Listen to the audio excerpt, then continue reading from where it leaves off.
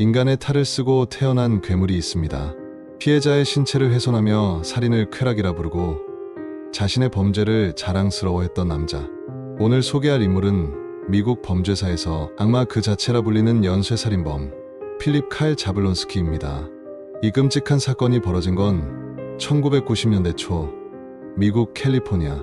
당시 미국 사회는 연쇄살인과 성폭력 사건이 잇따라 터지며 불안감이 극에 달해 있었고 성범죄자 관리 시스템에 허점을 두고 논쟁이 이어지던 시기였습니다.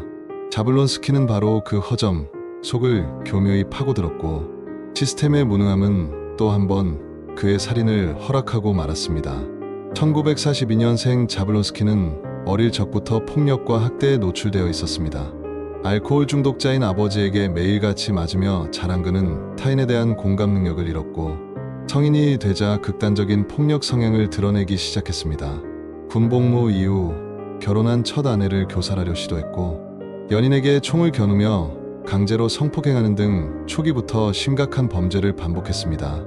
1972년 그는 한 여성에게 끓는 기름을 던지려다 실패했고 같은 해 또 다른 피해자를 칼로 협박하며 성폭행했습니다. 결국 체포되어 수감되었지만 교도소에서 펜팔 프로그램을 통해 또 다른 여성을 만나게 됩니다. 출소 후 그 관계를 이어간 자블론스키는 다시 범행을 저질렀고 1977년에는 아내 린다를 잔혹하게 살해했습니다. 그때부터 그의 연쇄살인은 본격적으로 시작됐습니다. 자블론스키의 살인은 단순한 범죄가 아니었습니다. 그는 피해자의 눈과 귀, 젖꼭지를 잘라내고 몸에 I love Jesus라는 글자를 새기는 등 종교적 모독과 성적 변태성을 결합한 잔혹한 의식을 반복했습니다. 심지어 장기를 훼손하거나 일부 신체를 기념품처럼 보관하는 등 살인을 하나의 쾌락적 의식으로 즐겼습니다. 그의 범행은 단순한 살인이 아니라 인간성을 말살하는 행위였습니다. 그는 최소 4명의 여성을 살해하고 수많은 피해자를 폭행 혹은 성폭행했습니다.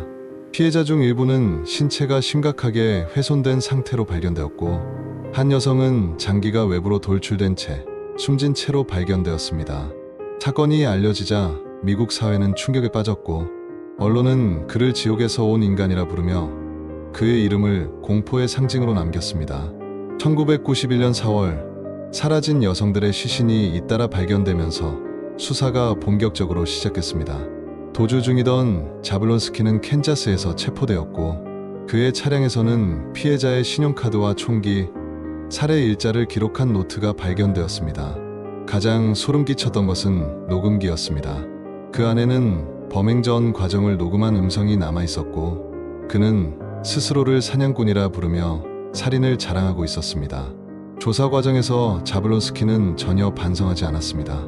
나는 포식자이고 피해자는 먹잇감일 뿐이라고 말하며 오히려 자신의 범죄를 자랑스러워했습니다. 심지어 사형을 기다리는 동안에도 피해자를 쓸모없는 먹잇감이라 표현하며 끝까지 왜곡된 우월감을 드러냈습니다. 1994년 그는 4건의 살인 혐의로 사형을 선고받았습니다. 그러나 캘리포니아의 사형 집행 중단 조치로 실제 사형은 집행되지 않았고 그는 2019년 12월 27일 73세의 나이로 교도소에서 사형수 신분으로 생을 마감했습니다. 이 사건 이후 미국은 성폭력 전과자 관리 제도를 강화하고 가석방 조건을 더욱 엄격하게 바꾸었습니다. 자블론스키는 지금도 심리학범죄학에서 대표적인 반사회적 성행의 사례로 연구되고 있으며 그의 이름은 인간의 악의 끝을 상징하는 단어로 남아 있습니다. 죽는 순간까지 단 한 번도 미안함을 느끼지 않은 남자. 그는 피해자의 고통조차 쾌락이라 부르며 끝까지 괴물로 남았습니다. 이 사건은 우리에게 묻습니다. 진정한 악이란 무엇인가? 그리고 그 악을 막기 위해 우리는 무엇을 해야 하는가? 구독과 알림 설정은 다음 이야기를 만드는 데 큰 힘이 됩니다. 여러분의 한 번의 클릭이 더 깊이 있는 사건 기록으로 이어집니다. 오늘 이야기는 여기까지입니다. 시청해주셔서 감사합니다.